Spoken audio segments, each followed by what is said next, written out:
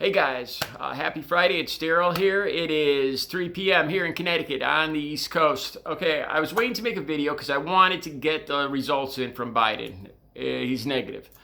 The final score is Biden negative, Pence negative, Trump positive, Melania positive, Hope Hicks positive, and that's where we're at right now. You guys know, the guys that watch, the guys and girls that watch my channel here. You know I don't like rehashing, just regurgitating the news. That's not my thing. Like I've said before, if you guys wanted to just regurgitate news, there's a lot more polished and professional channels you could go to than me.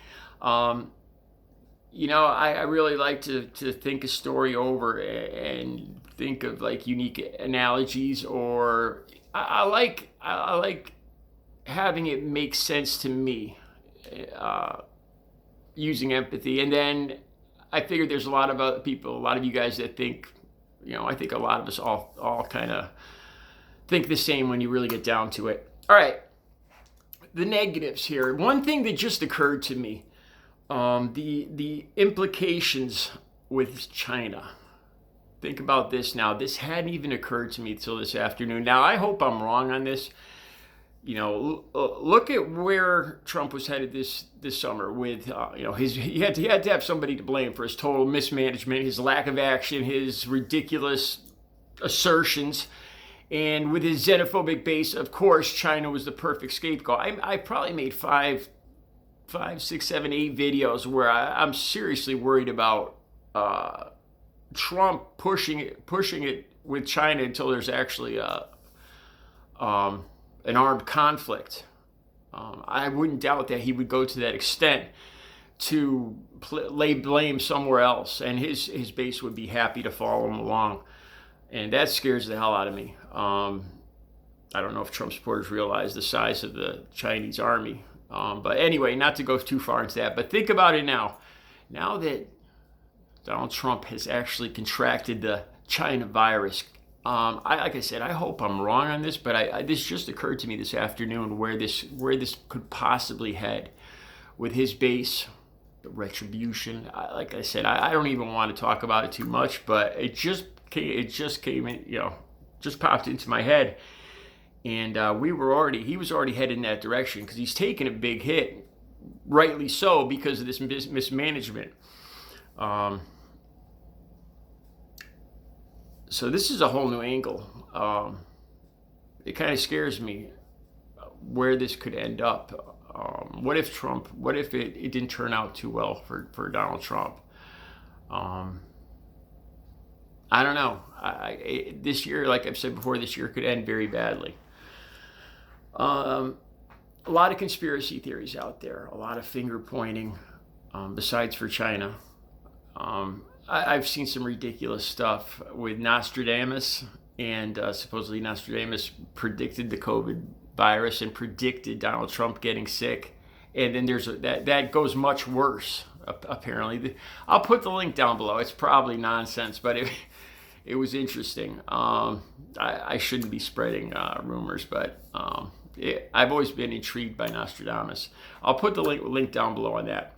But besides for that, I'm sure there's going to be nonstop conspiracy theories that Nancy Pelosi planned this, or somehow, Hillary, I'm sure Hillary, and the deep state, and Obama. I'm sure they all had a hand in this. And I shouldn't even say this because before we know it, within a few days, it's going to become reality. And but I have to laugh.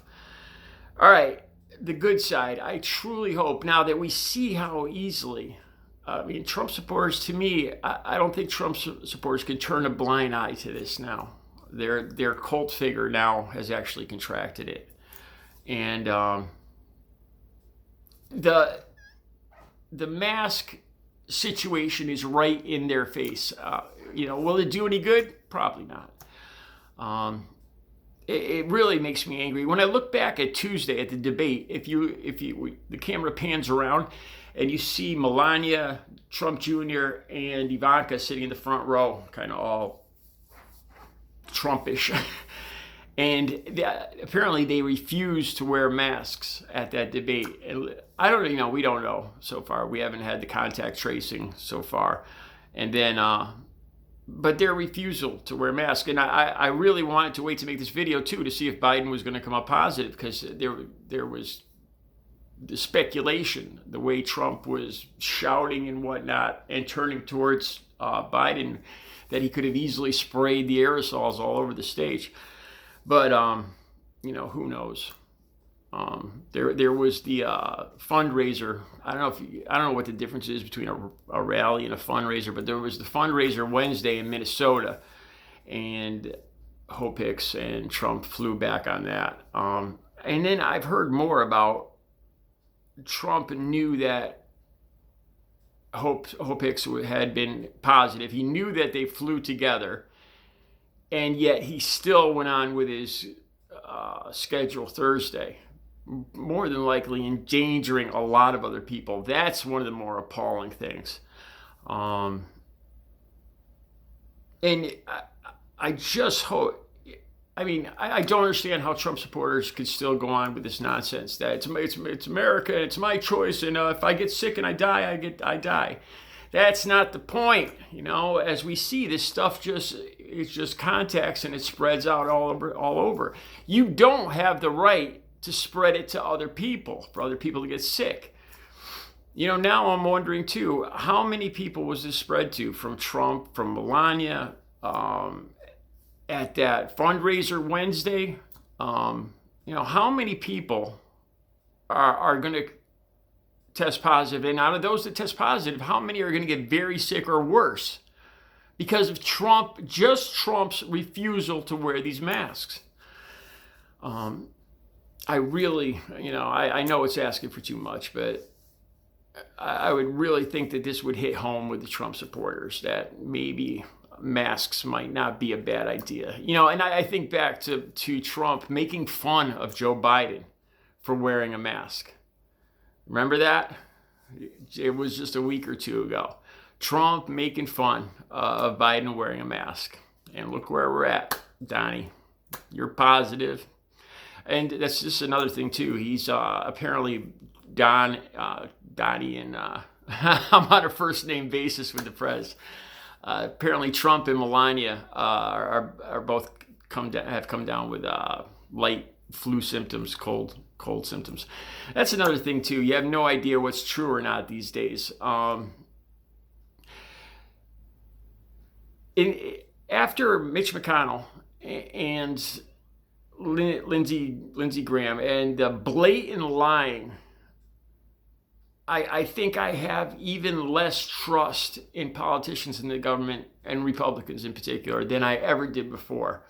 I question every single word out of their mouth, as do a lot of you guys. I've seen a lot of your comments right off the bat speculating that maybe Trump doesn't even have COVID-19, and it's just something where he'd say he had it, and then, oh, look, I'm all better. It's not that serious.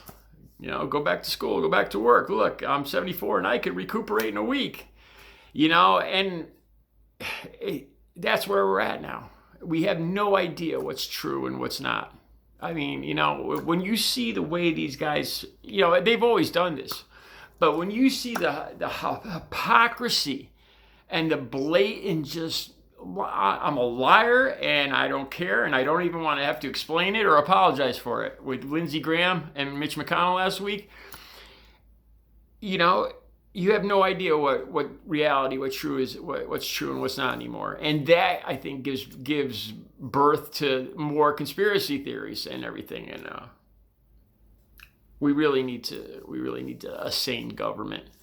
Joe Biden isn't the perfect answer, but he's definitely a step away from the edge of the cliff.